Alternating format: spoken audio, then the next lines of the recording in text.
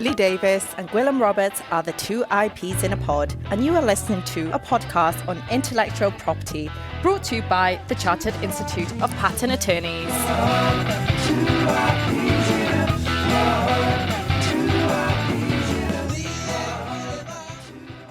Hey, Gwilym, good to see you, mate. New series of the is it a season? They're called seasons, aren't they, in podcast land, not series, I think. New season of the podcast. I think we can call it what we like. So what about I don't know. Actually, I haven't got a better word. What did you say? Season. Season. They're seasons, aren't they? I think that's what. I think that's what they call it. I need to get back into this. I've forgotten my words. I don't really understand podcast seasons because I listen to podcasts, obviously, and they always seem to end a season, and then the next week they start the next season. And it's like, what happened? There was no break between them. We at least have a little break between ours. We have a little bit of downtime, don't we? Well, this is behind the scenes stuff, Lee. But as you know, we don't necessarily always record them exactly when it might sound like we recorded them. Sometimes you do a bit of a burst. So maybe that's it. I don't know. So that's it. So what have you been doing in your downtime? Anything exciting? Well, I haven't seen you since Christmas.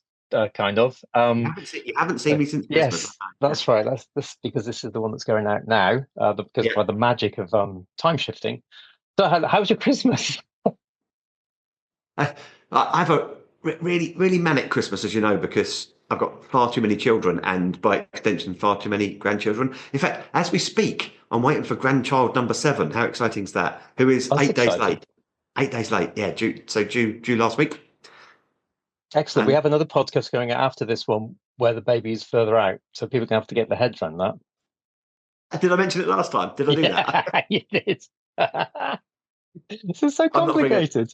Can you think of some better friendly bants that means that I don't muck I've got an up the idea. time? I've got an idea. Why don't we pretend that we actually recorded this in June of 2025 and talk about recent current events? How's about that? June 20. What do you know is happening in June 2025? Well, last week it'll really confuse people because I think, my God, they recorded this in June. They know the future. That's what will happen. Okay. So I think in June that'll be when the dinosaurs reappeared. That was really weird in May, wasn't it? It did, but didn't we have a podcast shortly before that about some sort of DNA gene invention thing, and then the world went all horribly wrong? But we're losing the plot. Okay, I think we need to crack on with this podcast. Yes.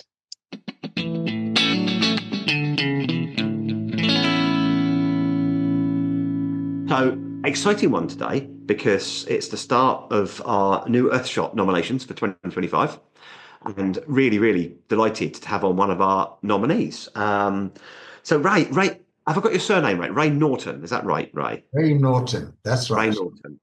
Welcome to the podcast, Ray. Thank you very much.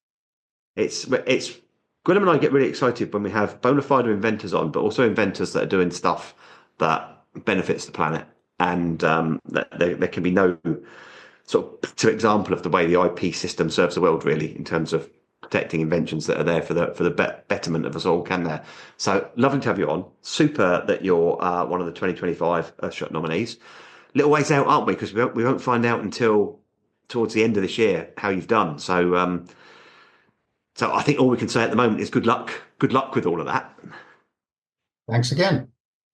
And so where should we start? Do you want to tell us a wee bit about? So it's NEG8 Carbon, yeah?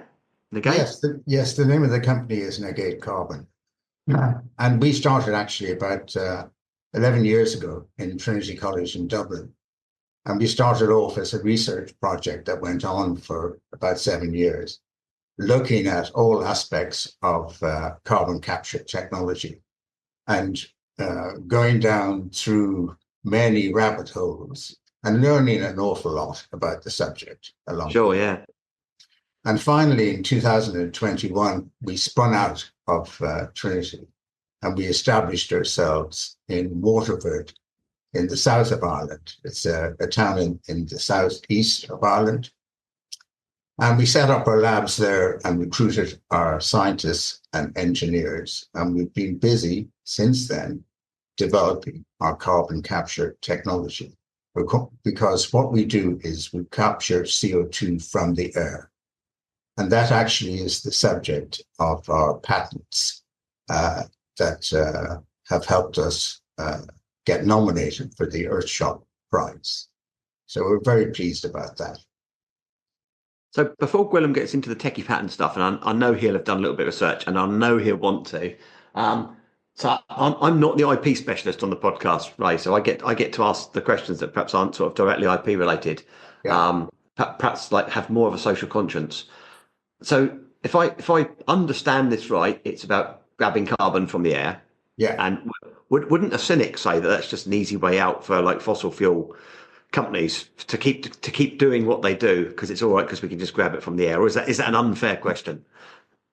Well, I think, the planet has two problems. One is the current concentration of CO2 in the atmosphere. So at the moment, there are 422 parts per million of CO2 in the atmosphere. And that is the cause of global warming. So as we tip up 422, 423, and we go up to 550, which is when we expect to flatten the curve, we will have many, many more extreme weather events and many, many more changes in our climate on the planet during the next 100 years as a result of the concentration of CO2 in the atmosphere. So there's one problem, right? The CO2 stays in the atmosphere for, let's say, about 1,000 years. So that's another issue, right? Because when you come to, say, nature-based solutions for CO2, you're looking at maybe 80, 100-year life of those solutions in terms of their impact on CO2. Whereas if you capture CO2 from the atmosphere and you take that CO2 and you mineralize it, then you're actually making a very significant difference to climate change. Now, the question then is, how can you do it in volume? It's one thing to capture CO2 from the atmosphere, but there are billions of tons of CO2 to be captured in order to move the needle on climate change. And so what's needed are very efficient carbon capture technologies. And that has essentially been our focus for the last 10 years or so, has been to try to develop highly efficient CO2 technologies, capture technologies, so that the cost is affordable for the planet and so that the technology can be deployed at scale worldwide. That's the mission of NEG8 Carbon. That's what we're trying to do. And the patents are very important to us because they protect the novelty of the way we do this and the way that we achieve a very low cost of carbon capture. So presumably you're not operating in an exclusive environment, are you? There will be others trying to do what you're trying to do. Yes. And the way the patent system helps you is that your way is novel and different, and obviously you want to protect that. Gwilym, I think probably time for you to come in. Yeah. No, it's very interesting. I was going to kick off just by talking about the technology. I'll give you a heads up. Technology, then IP, then investment. That's my 3 stages, so I'm quite interested in all of them. Okay. Starting on this technology, sounds like there's 2 elements potentially to it. I don't know. I've not looked at the patents, but it sounds like there's a chemistry angle, which is how to do it, and there's a scalability angle, which is all very well capturing carbon that happens to be wandering past your filter or whatever, but you've now got to work out how to get those billions of tons. So are you attacking both of those problems? Have I oversimplified it? Where are the problems? Right. So there are two key aspects to this, right? One is the material that you use to capture the CO2. So that's number one. And so we have quite a number of material scientists working for us.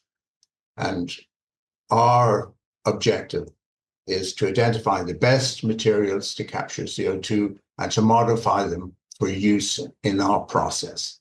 That is our focus. So materials critically important, and then the process itself critically important. How you actually do this. So like any process, it requires power. And that is the key point. It requires less power than other processes, and so less costly. And how we do that is actually in the patent. Looking at the, I mean, but that makes loads and loads of sense. You've got a material that does the capture. You've looked at what what kind of capture you're trying to do. You've then built a process to do it. That makes perfect sense. Exactly. The power requirements are interesting because, of course, you're presumably at risk of pumping carbon into the atmosphere to capture carbon from the atmosphere. So I'm guessing that you've solved that one. Yes, exactly. So obviously, the capture process has to use green power, number one, right? So, and it has to use ideally power which is freely available so that you can scale it. In other words, you want to operate in countries where the grid isn't under pressure, right, for supplying industry or other things. So the first deployment of our system will be in Canada, for example, and they have a very low cost of power there, about 5 cents kilowatt hour, so about maybe a third or a quarter of the UK's cost of power. And they also have the other essential ingredient that you need to make this whole cycle work, and that is that they have very suitable mineral sands which we can pump the CO2 into, and it turns into a calcite. In other words, you can turn it back into rock. So you think about it, the beauty of direct air capture is you can place your plant anywhere on the planet because the concentration of CO2 in the atmosphere is the same everywhere in the planet. So you can place your plant anywhere in the planet. So obviously you're going to place it in a country which has good permitting, good knowledge of mining, good infrastructure and compliance regulations, low cost of power, and then the geological formations necessary to turn the CO2 back into rock or to mineralize it, what we call mineralizing it. Exactly. I was wondering what happened to the byproduct, which is obviously lots of CO2. So our focus is on very large scale DAC farms, direct air capture farms, which we want to deploy into suitable locations worldwide. And Canada is the first country that we're doing that in. Other countries that are suitable are Iceland, who have similar characteristics of low power costs, good geological formations, and so on. And also Oman in the Persian Gulf, it has similar characteristics as well. So there will be many different places around the world which will be perfect for capturing the carbon and then turning it into rock, so that you don't suffer from all the leakages of other systems. You don't suffer from the problem of trying to move the CO2 on pipelines, put it on ships, take it offshore, pump it underground, go through all of that stuff, even though they are options that are available. The actual gold standard is to capture it and mineralize it on site, never move it again. So take it straight out of the air and put it straight underground. Okay, and your customers, who you're aiming to take this technology up? Is it government level? So there are two groups of customers. There are the big DAC farm developers, the people who are developing direct air capture farms, and they're all just beginning. So this industry is brand new; it's just starting. But in the future, you will have very large developers of DAC farms all over the world who are well capitalized. We're talking about billions of pounds to develop these farms. So you're looking at companies with very big resources, and they will be buying systems to enable them establish these farms, and we will be providing these systems to the DAC farm developers. So that is one category of customer. Within that category, by the way, you have two classifications. You have, let's call them the speculative DAC farm developers who build DAC farms to sell the carbon credits. And you have the second type, which is the industrial DAC farm, where you have an emitter who's building DAC farms in order to reach net zero in their own manufacturing or process operation. So they're the two types of developers that you have in the business. Understood. So basically, your market is the requirement to reduce CO2 and the government and kind of global pressure to actually get on with it. Yes, exactly. And then you have another category of customer, which is the customers who use CO2. So, for example, you will have a very big market for what are known as SAFs, sustainable aviation fuels. They are now being mandated for use in Britain and in the EU and in other countries in the world. And what this means is that you no longer be able to use fossil fuels to make jet fuel. You will have to use SAFs, sustainable aviation fuels, and they're made from combining hydrogen and CO2. And so you get a pure fuel which you burn, and then with the net zero concept, the circular economy, you capture the CO2 again and you regenerate it, and so on. So that's quite a large market, but that again is only just starting. Understood. So, just out of interest, I think you said that we're at 442 parts per million of CO2. Where are we supposed to be? Well, 350 ideally. Yeah, okay. 350 ideally, but let's face it, the reality is that we're going to go 422 to probably 550. Nobody knows actually how far it's going to go. There's an awful lot of work going on, an awful lot of studies going on, but in the end of the day, it comes down to action by industry to reduce emissions, and action by governments to encourage, or carrot and stick, encourage or penalize industry if they don't reduce their emissions. Understood. So we always talk about the IP, of course. So you mentioned you have a pending patent application. Do you have any more, or are you building your portfolio at the moment? Yes, we have another one pending, another patent pending, because we've made another discovery which is quite revolutionary. So if you think about it, in the last 5 years, we have built 3 generations of system, generation 1, 2, and 3, each one progressively more efficient than the other. And the generation 3 technology, which we're currently testing in Waterford, will be much more efficient than obviously the previous 2 generations, but that will be the subject of a new patent, which we will submit in the coming month. So, hey, we know from the Earthshot nomination that you're working with Claire Rutherford at Definition IP. How important is IP to the project right now? Well, Claire actually was very important to helping us hone that patent.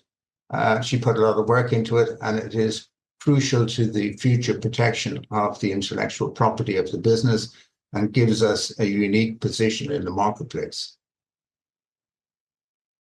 Are you finding that it's an attractant for investment and third parties putting money into you? It's absolutely essential for investors.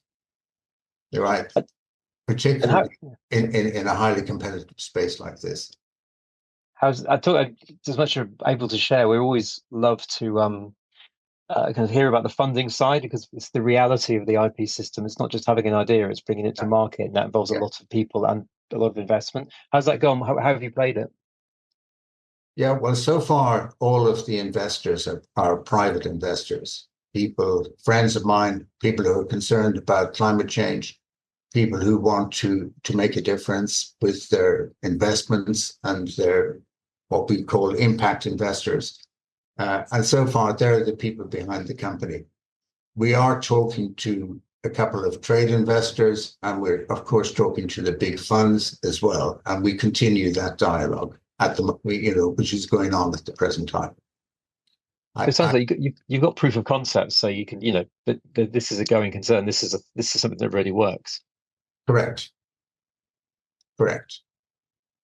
Yeah, and in Waterford, we have a lab where we do all of the materials testing and process testing, and then we have a full-scale working system so that you can actually, we can show investors and customers precisely how the technology works and see it in action, so to speak. And the story behind that, as you said, you started off as a research project at Trinity. Yeah. It's been quite a long journey. So do you still work closely with the university in all of this? How's that relationship? Well, our technology director was previously the professor of chemical engineering in University College Dublin. So we have strong contacts still with all of the universities in Ireland, and we work with University of Limerick, for example, on the material science side, and we work with the Southeastern Technology University, which is the one next door to us in Waterford, and so on. Mainly because if you're working in the material science area, you need access to research all the time. One of our people, Andre, actually, is full-time researching what is happening in material sciences worldwide. So we research everything that's happening around the globe in materials that could be used for carbon capture. So, and then we make those materials, test them, verify them, and so on. So we have a very high affinity with the academic community, not just in Ireland, but actually around the world. Sorry to butt in, Gwilym, but did I take from that, Ray, that there might be, so rather than in the future mineralizing it for storage, you might be mineralizing, so I can't even get my tongue around that word, mineralizing it for products that might have other uses? Yeah, well, that would be superb. That would be superb. So maybe if I roll back and just say in 2014, when we started recruiting postdocs for this project in Trinity, at that point in time, in 2014, there were 2 centers in the world doing CO2 research. One was Arizona State University, and the other was in South Korea, would you believe? 2 centers in the world. Almost no research being done in carbon capture research, and almost no research being done in the application of CO2 to materials. This is a long answer to your question. So there is an enormous amount of research work to be done in carbon capture and also in the uses of carbon, because the ideal thing, I mean, what we're doing is capturing it, turning it into rock. That's fine, it's put away for all time. But if we could generate products out of it, that would be a great result. One of the projects that we're working on is capturing the CO2 and injecting it into concrete. So that way we strengthen the concrete, reduce the amount of concrete needed to perform its task, right? And we also fix the CO2 for all time. So that type of application is something we're very keen to explore with many partners as we can.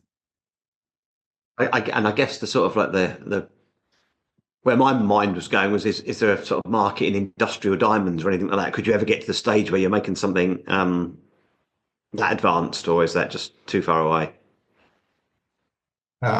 It's possible. But a lot of this is going to come out of the research community. And yeah. What I would say is, and we notice this when we're recruiting our engineers and our chemists and so on, we notice that there are very few people coming with experience. So this is a very young industry. And most of the engineers and scientists get mopped up by the life science and chemical industry, right? Yeah. And so the hard science work that we're doing is a sort of rare breed at the moment. And we would like to see a lot more research done to feed into this developing industry. Whereas at the moment, most of the research is life science based and med tech based and all of that. And of course, IT based and, AI and all of that stuff. But we would like to see governments around the world focus more of their research dollars on pushing into the carbon capture and utilization space, the area you're talking about. We think that's very fertile ground. Yeah, that makes absolute sense to me. And what does that mean in terms of future business models for NEG8? Because presumably, I mean, there are a number of things you can do, aren't there? This could be something where you're building a massive international business, or you could be building something where it exists through licensing, so you're encouraging others to come on board. What's at the moment in terms of the early stage of your journey on? What's the future look like? Yeah, so very good question, because in a new industry, the business model evolves very quickly. You try this, you try that, and so it evolves. So also the technology and the way you approach the deployment of technology evolves. So our experience to date has been that for the initial deployments of systems, we have to deploy the entire system, right? So there's so little expertise out there. So you have to do the whole thing. Gotcha. But yeah, in fact, in a carbon capture system, there are an awful lot of standard elements, right? So the secret sauce is in the absorber, right, which is the piece of the system which contains the materials, right, and the substrate that it is attached to. That's the secret sauce. So what we want to do long term is just make the absorbers, right? And we will sell the design of our system to the big developers. They can build all of the infrastructure and then they buy the absorbers from us. That's the way we want to go, even though in the initial stages we will provide full systems. Yeah, You get that sense. So you're providing kind of components for future industry. Yes, yes. We're providing, like the Intel inside. We're providing the absorber to the system, which is the key component to capture the CO2, and all the rest of the stuff we'll leave to the developers to make. And because you can't really scale unless you have an enormous amount of capital, which we don't have, and we're unlikely ever to have, right? You can't scale the establishment of 100 parks, each one capturing 10 million tons of CO2 each per year. So I can't see a point that we can capitalize that, right? So we take the bit we can supply and we can manufacture that in volume and ship it at low cost for integration into these big farms that the developers make. Yeah. And I guess it doesn't. So in my simple mind, it doesn't matter where these farms are, because I imagine if you've taken CO2 out of the environment in Canada, Exactly. CO2 will find its way there, won't it? You don't need fans to blow it back over again. It sorts itself out. Yeah. No, it does. You're absolutely right. Yeah. No, you're absolutely right. So you can globally you can see a situation where countries and industries will be offsetting carbon emissions in one country for plants which are operating in another.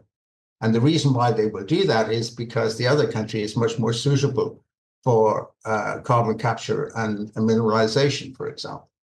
Can we talk a wee bit about Earthshot? Because we mentioned it at the beginning, but we've not really gone back to that. What does it mean to be nominated? I think it's been probably the most important bit of publicity that we got so far in our journey, because it's recognition. It's recognition that these guys have something special. That's what the Earthshot nomination means. So it's very important to us. I think we hear that a lot. We've had other Earthshot nominees on, and it's almost, I mean, whilst it would be lovely to win £1 million, wouldn't it? And I'll ask you in a moment what that might do for the business. So think about that one. But we hear a lot from nominees that actually just the exposure, just the media profile, the interest. Is that what you're finding? Yes, but it's the recognition, it's the fact that you qualify for a nomination. That's the key thing. And then there's a lot of publicity generated out of that, but it carries a lot of weight in the community, in the customer community and the investor community. It's recognized as a serious award, and therefore a nomination is considered serious. Gotcha. So there's a financial spin-off there as well, in that it makes you more attractive to investors because you've got that recognition. Absolutely. Cool. What would £1 million mean? What are you going to use £1 million on when you win it? Well, the £1 million would help us build the first 6,000 ton Generation 3 system, and that will be tremendously welcome. It would help us on our journey to build that system, and 6,000 tons is the standard unit that we want to provide to the developers of DAC farms.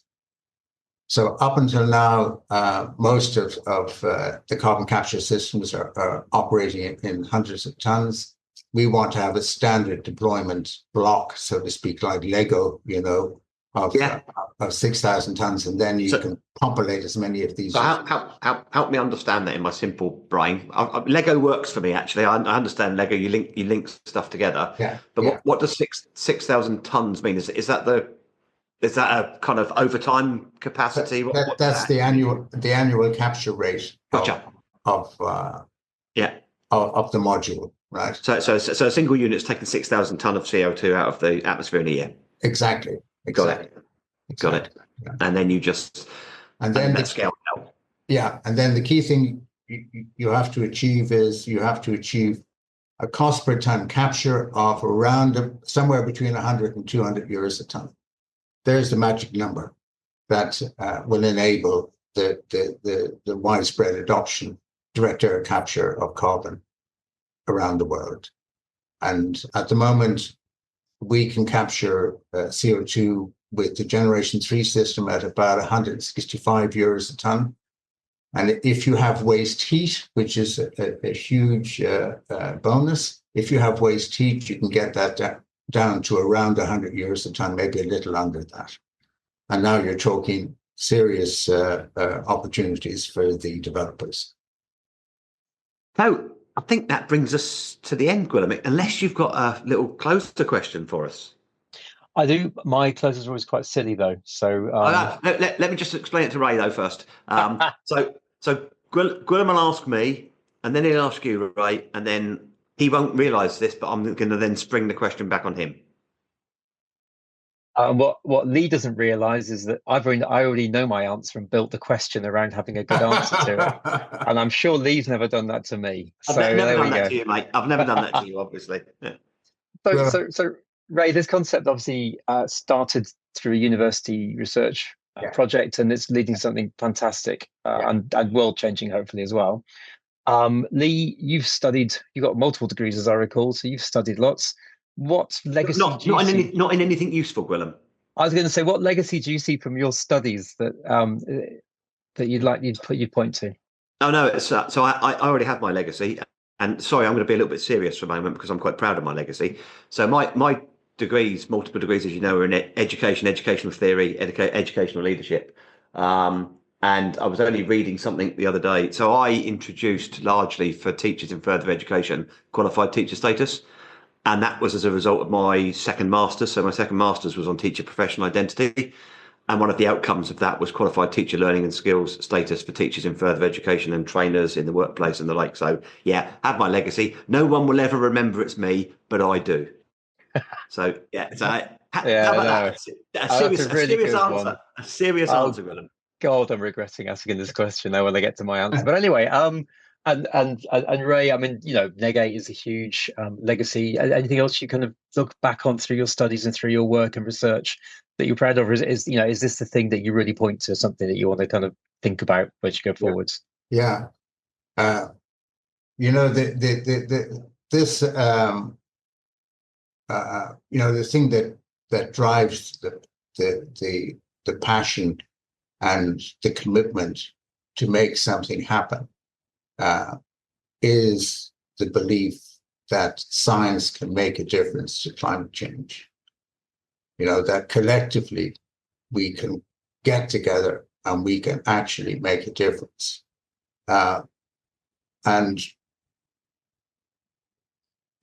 it's the difference between driving a car and being a passenger in a car. If you're driving a car at high speed, but yet it's safe, you're going to get there, whereas everybody else is scared in the back. So it is with climate change. If you're working with technologies that you can see will make a significant difference to global warming, even though they are still in the early days, then you don't have the fear, and that deep concern that everybody I talk to has about climate change, because that we can make a difference and that science can make a difference to the rate of development of climate change and to global warming. So I guess if we achieve our objective, and if we achieve the objective of helping developers build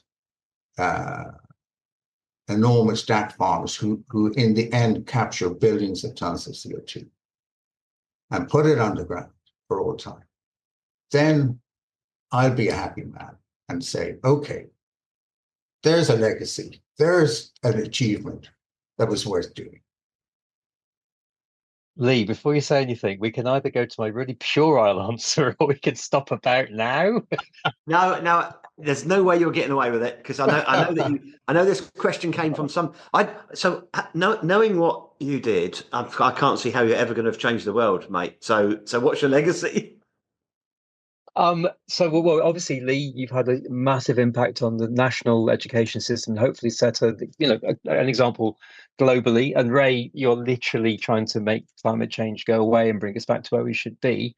I'd love to compete with that, but I didn't know where this was going when I came up with the question.